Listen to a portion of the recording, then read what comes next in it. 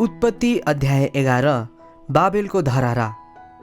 त्यस बेला जम्मै पृथ्वीमा एउटै भाषा र एकै खालको बोली थियो। मानिसहरू पूर्वतिर सर्दै जाँदा सिनार देशमा एउटा मैदान भेटाएर त्यहीँ बसोबास गरे। तिनीहरूले आपसमा भने, लौ हामीहरू इँट बनाएर पोलौँ। ढुङ्गाको सट्टा इँट र हिलोको सट्टा अलकत्रा तिनीहरूले प्रयोग गरे। तब तिनीहरूले भने, लौ हामी आफ्नो निम्ति एउटा सहर र स्वर्गसम्म पुग्ने एउटा धरारा बनाऊ, अनि आफ्नो नाउँ राखौँ र हामी पृथ्वीभरि जताततै नछरियौँ।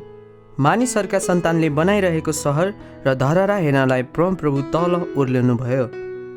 अनि परमप्रभुले भन्नुभयो, यदि एउटै भाषा बोल्ने एउटै जातिको स्थानमा अहिले यिनीहरूले यो गरे भने अब तिमीहरूले योजना गरेको कुनै पनि कुरा असम्भव हुने छैन।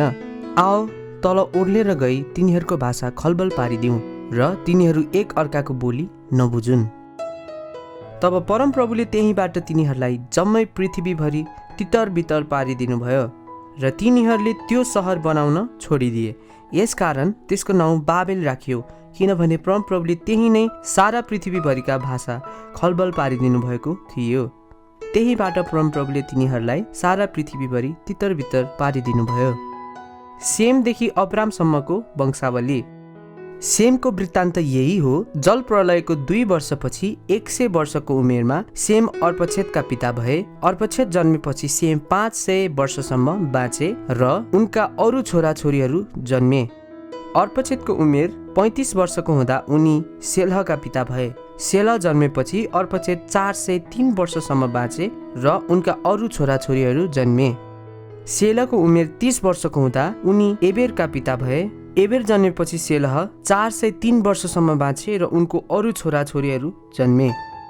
एबेरको उमेर 24 वर्षको हुँदा उनी पेलेगका पिता भए। पेलेग जन्मेपछि एबेर 430 वर्षसम्म बाँचे र उनका अरू छोराछोरीहरू जन्मे। पेलेगको उमेर 30 वर्षको हुँदा उनी राउका पिता भए। राउ जन्मेपछि पेलेग 209 वर्षसम्म बाँचे र उनका अरू छोराछोरीहरू जन्मे। राउको उमेर 32 वर्षको हुँदा उनी सरुगका पिता भए। सरुग जन्मेपछि राउ 207 वर्षसम्म बाँचे र उनका अरू छोराछोरीहरू जन्मे। सारुगको उमेर 30 वर्षको हुँदा उनी नाहोरका पिता भए। नाहोर जन्मेपछि सारुग 200 वर्षसम्म बाँचे र उनका अरू छोराछोरीहरू जन्मे। नाहोरको उमेर 29 वर्षको हुँदा उनी तेरहका पिता भए। तेरह जन्मेपछि नाहोर 119 वर्षसम्म बाँचे र उनका अरू छोराछोरीहरू जन्मे। तेरहको उमेर 70 वर्षको हुँदा उनी अब्राम, नाहोर र हारनका पिता भए। तेरहको वृत्तान्त यही हो। तेरह अब्राम, नाहोर र हारनका पिता भए। अनि हारन लोतका पिता भए। हारन उनका बुबा तेरहकै जीवनकालमा आफ्नो जन्मदेश काल्दीहरूको उरमा मरे। अब्राम र नाहोरले विवाह गरेर पत्नी ल्याए। अब्रामकी पत्नीको नाउँ साराई र नाहोरकी पत्नीको नाउँ मिल्का थियो। तिनी हारानकी छोरी थिइन्। हारान चाहिँ मिल्का र इस्काका पिता भए। साराई बाँझी थिइन् र तिनका कोही छोराछोरीहरू थिएनन्। तेरहले आफ्नो छोरा अब्राम र हारानको छोरा आफ्नो नाति लोत र अब्रामकी पत्नी आफ्नो बुहारी साराईलाई साथमा लिएर काल्दीहरूको उरबाट कनान देशमा जान तिनीहरू सँगै निस्के।